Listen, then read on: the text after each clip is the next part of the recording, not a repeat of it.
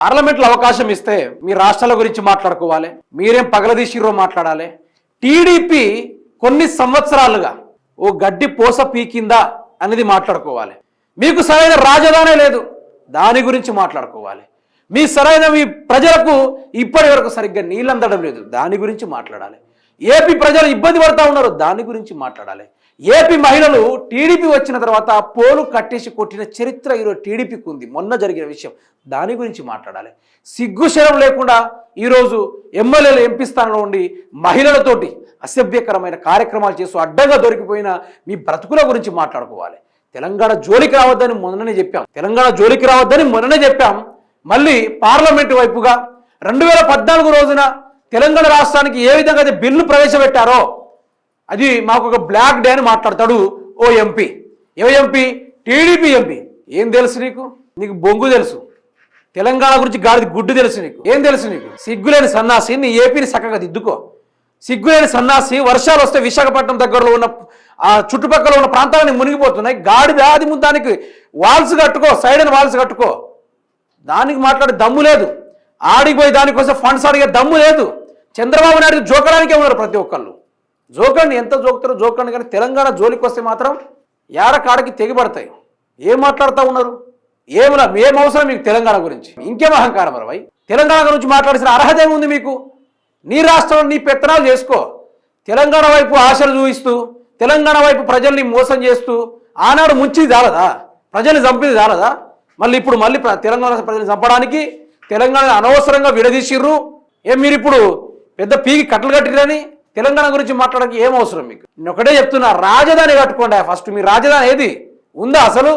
ఎన్నో ఏళ్ళ చరిత్ర ఉన్న మీ టీడీపీ ఒక్క రాజధాని దిక్కులేదా? ఒక్క రాజధానికి మీరు మరి తెలంగాణ గురించి మాట్లాడు. కేసీఆర్ వంగబట్టి అంతాడు ఈసారి ఇట్లా మాట్లాడితే. తెలంగాణలో ఇంకోసారి మీరు అడుగు పెడితే మాత్రం తెలంగాణ ప్రజలు వంగబెట్టి తన్నుతే సీదా మీరు మూసి కలవలు పడాలి ఒక్కొక్కరు పోయి. ఎంత అహంకారం, ఎంత బలుపులు వీళ్ళకి, ఎంత అక్కసు వీళ్ళకి తెలంగాణ మీద మాట్లాడు. ఆనాడు కేసీఆర్ తల్లిదండ్రుల మీద బుద్ధి రాలే, ఇంకా తెలంగాణ మీద ఆశలు ఏం దోచుకోవడానికా?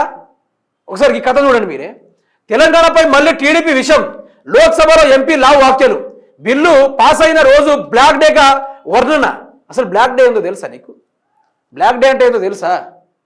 గాడిద ముందు చదువుకో. ఏదో టీడీపీ ఆ పచ్చ జెండా ఉందని నువ్వు అధికారంలో వచ్చావు తప్ప, అందుకని ముందు చదువుకోవాలి. ఈ టీడీపీలో ఒకటి చదువు కూడా చక్కగా రాదు. ఏమనంటే కేసీఆర్ గురించి మాట్లాడుతూ ఉంటారు. కేసీఆర్ గారు కామ్గా ఉన్నారు, ప్రతీది చూస్తూ ఉన్నారు. బయటకు వచ్చినప్పుడు తోకలు ముడుచుకొని పోతారు ఒక్కొక్కడు. ఎవరు వీళ్ళంతా? ఏం అవసరం వీళ్ళకి తెలంగాణ గురించి మాట్లాడడానికి? బ్లాక్ డే అట. అవి తెలంగాణ హక్కురా భయ్. మా తెలంగాణ ఏర్పడాలని ఆ రోజు బిల్లు పాస్ అయింది, ఉట్టిగా పాస్ కాలే.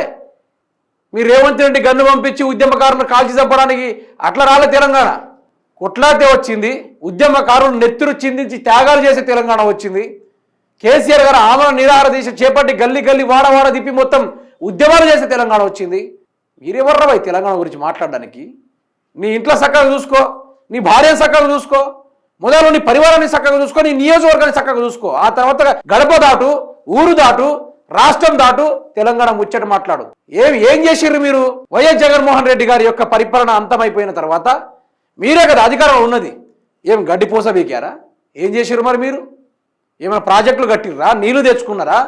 లేకుంటే అమరావతిని బిల్డ్ చేశారా? ప్రజలకు ఏమైనా శ్రేయస్సు పథకాలు ఏమైనా అందించారా? ఏది సాధనగానే ఎప్పుడు చూసే తెలంగాణ పడి ఏడుచుడు తప్ప మీ బతుకులకు ఎప్పుడైనా తెలంగాణ, నేను ఎప్పుడు చెప్తున్నా కదా, మీరు ఇంకో 50 ఏళ్ళు ఉన్నా కూడా తెలంగాణ రాష్ట్రంలో కేసీఆర్ క్రియేట్ చేసిన బ్రాండ్స్ ఉన్నాయి కదా, ఏది తన ప్రజలను అడగకుండా పెట్టిన పథకాలు ఏవైతే ఉన్నాయో ఆ పథకాలు. ఇప్పుడు వాటర్ కన్జర్వేషన్ పరంగా చూసుకుందాం, వాటర్ నిల్వల గురించి చూసుకుందాం. దమ్ముంటే మీకు 50 సంవత్సరాలు టైం ఇస్తున్నా, బీట్ చేయండి ఆ యొక్క రికార్డు బీట్ చేయండి మీకు దమ్ముంటే. మీ వెన్నులో అంతా ఉంటే మీరు ట్రై చేయండి. ఇప్పుడు అక్కడ దాకా ఎందుకు పోయి కాళేశ్వరాన్ని కట్టి చూపించండి దమ్ముంటే. అంత రేంజ్లా పోలవరం ప్రాజెక్ట్ ని కొన్ని వేల సంవత్సరాల నుంచి కడతా ఉన్నారు సిగ్గుశరం లేకుండా. దాన్ని పూర్తి చేసుకోండి మొదలు. అది కట్టుడు మీకు చేతన కాదు, దానికి ఉన్న పొలాలకు నీళ్ళు ఇచ్చుడు మీకు చేతన కాదు. మీరేమో తెలంగాణ గురించి మాట్లాడతారు. మళ్ళీ 2014 ఇస్ ద బ్లాక్ డే అట. నీ మొహానికి, నువ్వు మాట్లాడే మాటలకి అలా పార్లమెంట్ నువ్వు గంటే అలా మెడబెట్టుకోని. ఫస్ట్ నేను అదే పొజిషన్లో ఉండుంటే మాత్రము మెడబట్టుకొని గంట నెట్టేసేవాడిని. చూడండి, ఇంత బరితెగించిన పెదవి విప్పని తెలంగాణ బీజేపీ కాంగ్రెస్ ఎంపీలు. బీఆర్ఎస్ వాళ్ళు ఎక్కడ నోరిపుతారు? వాళ్ళకి లేదు, పౌరుషం లేదు, ఉప్పు తినరు, కారం తినరు, వాళ్ళకేం లేదు. బీజేపీ వాళ్ళు నిద్రలో ఉన్నారు కదా, నేను మొన్ననే చెప్పిన. వాళ్ళు అప్పుడే రారు, ఎన్నికలు ఉన్నప్పుడే వస్తారు వాళ్ళు. కాంగ్రెస్లు అంటారా? ఇక వాళ్ళ పొత్తుల సంసారం నడుస్తూ ఉంది, అంతా పొత్తుల సంసారం నడుస్తూ ఉంది. ఎవరైనా మాట్లాడితే ఏం విండోని వచ్చి తంతడు అని వాళ్ళు మూసుకొని ఉన్నారు, వీళ్ళు మూసుకున్నారు. తెలంగాణ మీదకి ఇట్లా మాట్లాడితే తెలంగాణ బిడ్డగా నాకే రగులుతూ ఉందే. మరి పరిపాలన చేస్తున్న ఈ గాడిదల సామ్రాజ్యాన్ని నడుపుతామని గాడిదలకు అర్థం కావట్లేదా? వీళ్ళకి తెలియట్లేదా? పక్క రాష్ట్రం కూడా మరి తెలంగాణ రాష్ట్రం గురించి మాట్లాడితే ఈడ్చుకొచ్చి గుంజి తన్నాల్సింది పోయి సమ్మగా ఇంటారు. కానియండి తిట్టండి తెలంగాణని. అంతేరా, మీ బతుకులే అంతా నాకు తెలుసు. మీ బతుకులే అంత మొదటి నుంచి. మీరు తెలంగాణ గురించి కొట్లాడరు, పోరాడినోడే ఏం చేయరు, బొక్కలేసుడు తప్ప మీరు పీకేది ఏం లేదన్నట్టుగా ప్రజలు చెప్తా ఉన్నారు, నేను చెప్తలేను. ఇటు చూడండి, బీఆర్ఎస్ సభ్యులు లేని లోటు స్పష్టంగా కనిపించింది. వద్దిరాజు, తెలంగాణపై ఏర్పు ఆపండి దాసోజు, లావు వాక్యాలు దుర్మార్గం దేవి ప్రసాద్ గారు. అయితే ఇక ఈ టీడీపీ ఎంపీలకు నేను ఇంకోసారి చెప్తా ఉన్నా, ఆడేవాడు మొన్న సుభాషో గిభాషో ఆడ కూడా కేసీఆర్ గారిని పలుమార్లు తిట్టడం జరిగింది. తెలంగాణ గురించి కూడా చాలా వేరుగా మాట్లాడడం కూడా జరిగింది. అయితే నేనేమంటున్నా, ఇప్పుడు mostly AP youths, AP well educated BTech degree software రంగం కానీ ఐటీ రంగం కానీ కంప్లీట్ చేసుకొని వచ్చిన వాళ్ళు మోస్ట్లీ హైదరాబాద్లో డిపెండ్ అవుతూ ఉంటారు. పర్లేదు, ఎవరెక్కడే బ్రతకొచ్చు, అది స్వేచ్ఛ ఉంది, అది మానవ హక్కు. అయితే మరి అదే హైదరాబాద్లో ఉన్న ప్రతి ఒక్క ఆంధ్ర యువకులు కావచ్చు, ఆంధ్ర ప్రజల్ని కావచ్చు, ఈరోజు ఎందుకు మరి మీ దగ్గర ఎందుకు ఐటీ సెక్టార్ బిల్డ్ కాలేదు, ఎందుకని మీ దగ్గర ఉద్యోగాలు విపరీతంగా దొరకట్లేదు? దాని గురించి మీకు సమాధానం లేదు. మీ దగ్గర లేదు, మీ దగ్గర తడి లేదు, తోకా లేదు, తాటి మట్టా లేదు. కానీ ఏమని మాట్లాడాలి? 2014 బిల్ పాస్ చేసుడు అనేది అదొక బ్లాక్ డే అట. ఇప్పుడు రాష్ట్రంలో ఉన్న మంత్రులు, మన తెలంగాణ మంత్రులు, మన తెలంగాణ ఎమ్మెల్యేలు, ఇటు బీజేపీ వాళ్ళు, ఇటు కాంగ్రెస్ వాళ్ళు కేసీఆర్ బయటకు వస్తేనే మాట్లాడతారా? లేకుంటే మాట్లాడరా? ఆ లావో గీవో లోక్సభలో ఇష్టం వచ్చినట్టు మాట్లాడుతుండ్రు. మరి మీ నోరు రెడ్డిపోయినా, మరి కళ్ళలో మొరగడ్డ వేసుకున్నారా?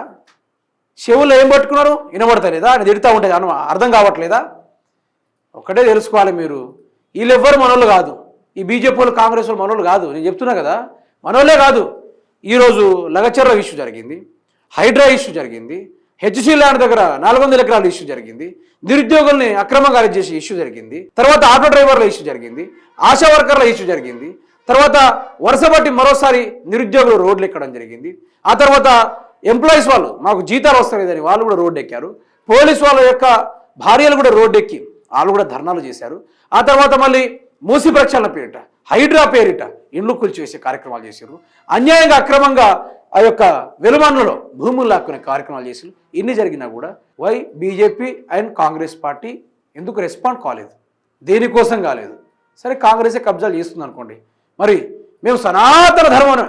సనాతన ధర్మం అంటే ఏంది? ఒక మనిషిగా బ్రతకడము, ఓ మనిషి 10 మంది గురించి ఏ విధంగా ధర్మం వైపు నడిపించాలనే ఆలోచన అనేది సనాతన ధర్మం కదా. మరి మాట్లాడితే మా గుడుల గురించి అంటున్నారు. మొన్న గుడులు కూల్చారు, మరి గుడుల గురించి బీజేపీలు ఎందుకు మాట్లాడలేదబ్బా? మొన్న అదేదో జాతరలో 2 నెలల పాపని కాళ్ళతో రెడ్డోళ్ళు తని మరి చంపారు. మరి ఎందుకు మానవతావాదులు, అదేవిధంగా హిందూ ధర్మాన్ని మేమే భుజాల మీద మోసి కాపాడుతూ ఉన్నాం, మేము పాతాళంలోకి వెళ్ళిపోయేటట్టు ఉన్నాం, చచ్చిపోగానే మాకు స్వర్గమే, మొత్తం అమృతాలు పోస్తారు మా నోట్లో అనుకుంటూ మాట్లాడే కొందరు ఉన్నారు కదా. మరి వాళ్ళు ఎందుకు మాట్లాడలేదు?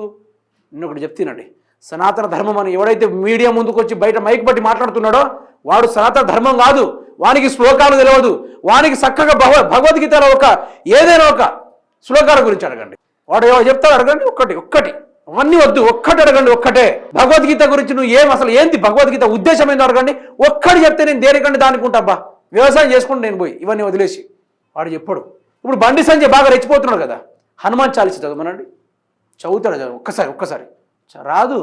మరి వీళ్ళెక్కడ హిందువులు అయిపోతారు? మరి ఇట్లా హిందూ ధర్మాన్ని, సనాతన ధర్మాన్ని పాటించేటోడు ఒక్కడు చెప్తా వినండి. ఇప్పుడు ఋషులు ఉన్నారా? ఋషులు, అఘోరాలు, వాళ్ళు సనాతన ధర్మం అంటే అది.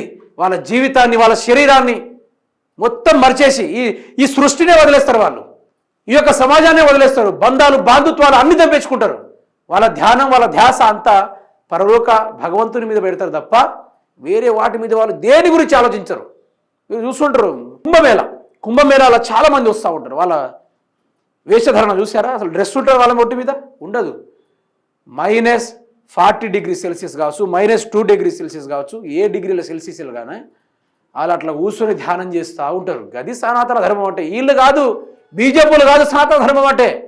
ఏ బుక్కులో చెప్పలే, ఏ యొక్క మతంలో కూడా చెప్పలే. ఒక ధర్మం అంటే మతాన్ని, పరధర్మాన్ని అవమానించేటట్టుగా మాట్లాడాలని ఎక్కడ చెప్పలే. వీళ్ళంతా దొంగ బ్యాచ్లు, వీళ్ళంతా బీజేపీ బ్యాచ్ వీళ్ళంతా. అందుకని నేను చెప్తా ఉన్నా, వీళ్ళు మనోళ్ళు కాదు. వలస వచ్చిన వాళ్ళందరూ ఇక్కడ పెత్తనం జలాయిస్తూ ఉన్నారు తెలంగాణ రాష్ట్రంలో. బీజేపీలు కావచ్చు, కాంగ్రెస్లు కావచ్చు. తెలంగాణ వాదమై ఉన్నోడు బీఆర్ఎస్లు అంతా కొంత రెస్పాండ్ అయ్యిండు.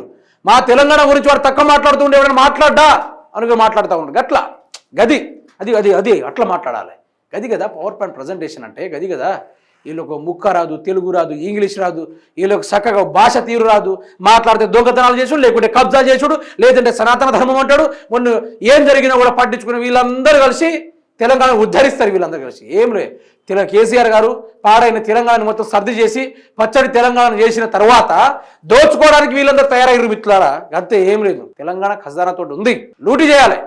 గదే దిశగా 2 లక్షలకు పోని ఎకరము ఈరోజు ₹1 కోటి పోతుంది. దానికి గల కారణం ఎవరు? కేసీఆర్, బీఆర్ఎస్ ప్రభుత్వం కాదా? మరి కేసీఆర్ ₹1 కోటి దాకా చేసిండు.